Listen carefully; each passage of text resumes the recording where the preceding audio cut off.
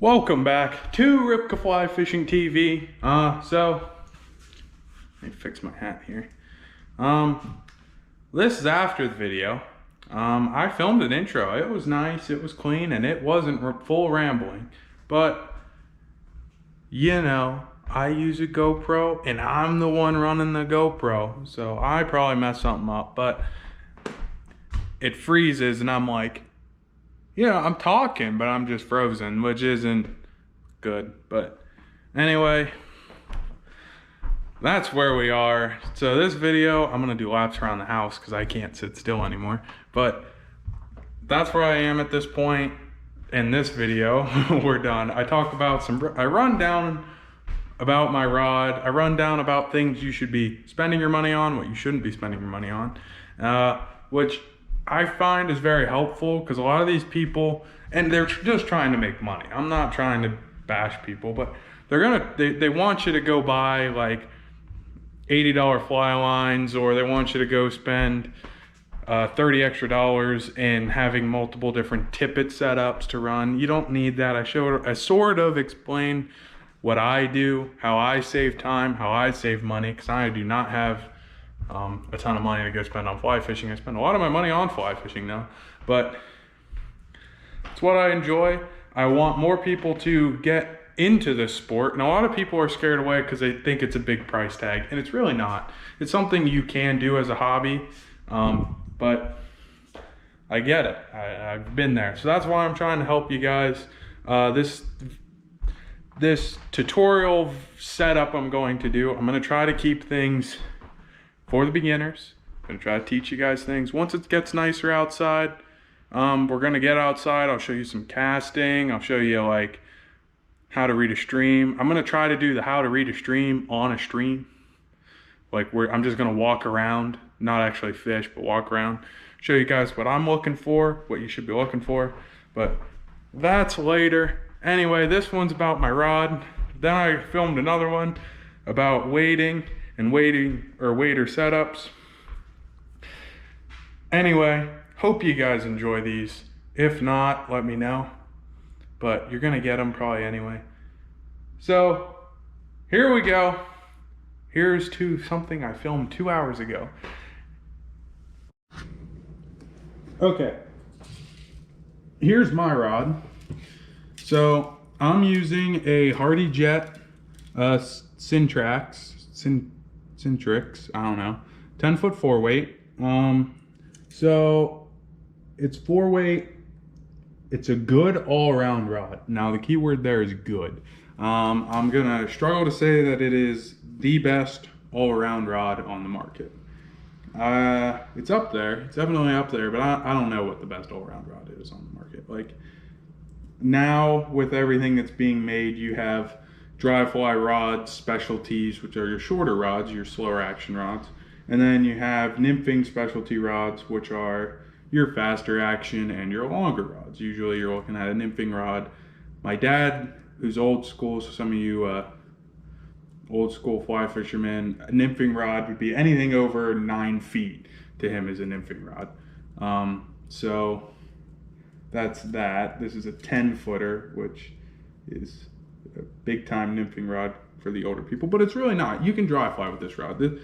This is something you can work with, and I think I've done a video already on this rod, but anyway, I'm going to talk about it just a little bit, and then we're going to get into a setup that I recommend for you guys, which I'm not paid by anybody to say anything. There's also no ads, so I'm not making any money on this. But so this is not the best beginner rod because it is a little pricey. I've worked my way up in the fly fishing budget realm of things, and trust me, when you do pay more money, you do get nicer quality. That does happen with rods. It's not all a gimmick, but the rod does not make the fisherman. It just gives you a little bit more tools to work with. So what I run on my rod is some weight forward line. Again, I'm not gonna pick companies apart or pick a company. I believe it's Rio though. So if you're looking, Rio makes all of this stuff, but again, I'm just making things up and I'm messing around with my reel. What are we doing? So it's a weight forward line. It is not a weighted line, but it's not a sinking line. The line will float, which is good. All of this is floating line except for my tippet, which is fluorocarbon. And fluorocarbon, I don't want to say it sinks, but it does sink more compared to other lines. It sinks more compared to like monofilament and nylon, which are more bass stuff. Anyway, so the line's all floating. I use this colored strike indicator, which you guys have seen. I forget what company makes that. I do use Tippet swivels. Highly recommend you tie that off your colored line, and you can leave this setup then from there up. Just use some, like, any sort of tippet will work because they all tamper down to like 4x, 5x. Get the 5x one if you're, in my opinion. And then what you're gonna do is I'll show you this probably. Actually, I'm not gonna show you guys this just because I don't have any to do. This is my last piece of this colored line and I don't want to goof it up. But you're gonna take this line and you're gonna run with your tippet, this colored strike indicator line, and you're gonna feel to when the diameters match perfectly from your tippet. And right there, cut your tippet. And then you're gonna tie 2 knots, 2 blood knots is what I tie for every knot. If you can tie a blood knot, it's pretty much all you need fly fishing wise, because you can get around some of these other things people try to do. But tie that and then tie a blood knot at the end of it and put a tippet swivel in, because that's gonna help you a lot when you're a beginner, because that's where you're gonna, one, break off if you have to completely break your rig off. That's I've never had it break past this once I put this in. Now when it was just knot to knot connection here, it would break like at my fly line, where my green line, for those new, that's your fly line. So that sets up nicely there where it's a clean break there. So you're not re-rigging and spending 20 minutes on the stream trying to figure out what just happened. So that's a good thing. Now, what I do want to get into is the fact that reels are slightly, they're ripping you off in the reel department, especially for trout fishing. There's not a reason you gotta go buy anything special for a reel. Get a reel that just balances your rod. Let me balance my rod for you guys. Don't hold a rod how I am currently, you'll break it. But take your rod right here where your cork ends. Mine, it's right here. It's actually, I should have it. Now it's off the screen, it's balanced, it's swinging a little, but it's balanced, it's not falling. It could fall if it wanted to. So it's balanced.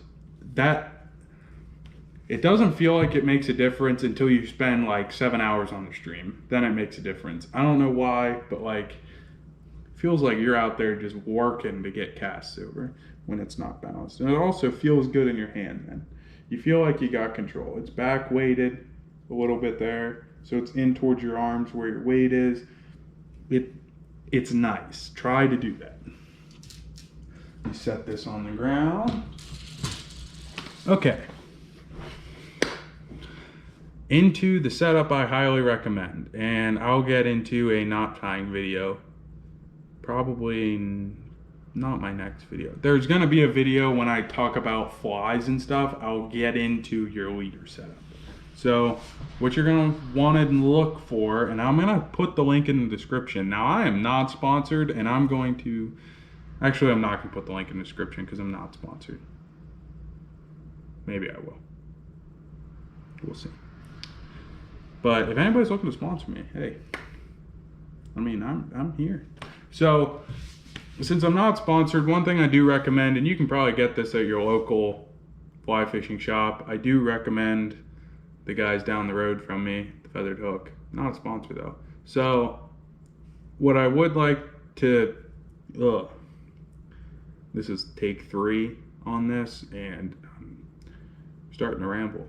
But what I do want to recommend is Remington makes a beginner setup. And I think the last time I told somebody to buy it, it was running at about $140. But it comes with a case. It comes with a rod, a 9-foot 5-weight or 4-weight. I don't know. I think you can get both.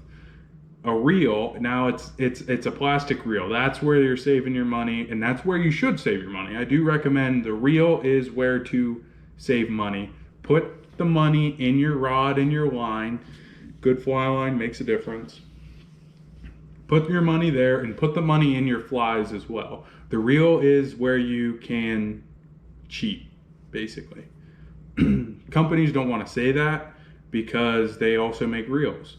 Hardy makes reels and they are pricey, and I can't imagine paying that. Now, I could talk myself into paying for one, but there's no need. I can't justify the purchase. So anyway, back onto the Remington or Redington. I'm saying that wrong. I'm saying the gun company or the Pew Pew company. Don't demonetize me there, YouTube.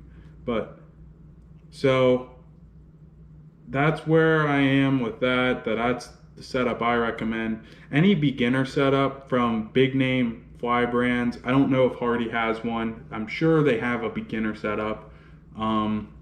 Orvis probably has a beginner setup. Orvis is a good company. I'm wearing Sims. It's on this side, but I'm looking at you guys and it's on this side. So yeah, sorry about that. But Orvis is a good company. It's a little cheaper than most stuff, which is fine, but it's effective. Orvis rods, I don't know of anybody complaining about. They used to be the best rods. I just spit. Look crazy, sorry, but they used to be top-notch rods. They've kind of been knocked off by rod specialty companies, but I don't know if like G-Looms makes a rod, or I'm trying to think of other big name rod companies that would make a beginner rod for like a setup. Like, I don't want people having to go buy a reel, because these beginner setups by these big companies are really, that's what they are. They're good beginner setups, which is something that people can get into, and you can kind of keep your price down, and you don't have to go like buy a fly line and try to figure out what you're doing, buy a reel that fits your rod. Like, it makes it easy. Or you can just go into your local fly shop, walk in there and be like, for example, I got $200. That's all the more I'm willing to spend, and I'm looking for a beginner setup. And a good fly shop should take care of you. Now, you're probably going to try to get sold a more expensive rod, but a good fly shop will be like, okay, and they'll take care of you. I know that's why I wear this hat. These guys taking care of me for years now, and that's what I did for my first beginner setup when I was little. I saved up money. I wasn't that little. I was like 13 or 14. But I saved up money, and I said, this is all the more I have to spend on a fly rod. And they took care of me. And I've taken my friends in there who wanted to get into fly fishing, and I've bought them this, or they bought this Remington or Redington setup for the same thing, where you walk in, that's what they send you home with, because that's a good setup to begin with. Now, there's other companies that make them, like I said. Walmart makes these fly rods. Try to stay away from that if you can. Don't Amazon a fly rod. My buddy did that, and he paid a lot more than what the rod's worth. I could have, like, it happens, you live and learn, but I'm going to share my experiences to help you guys to not follow similar things. But that's basically the rundown on a rod.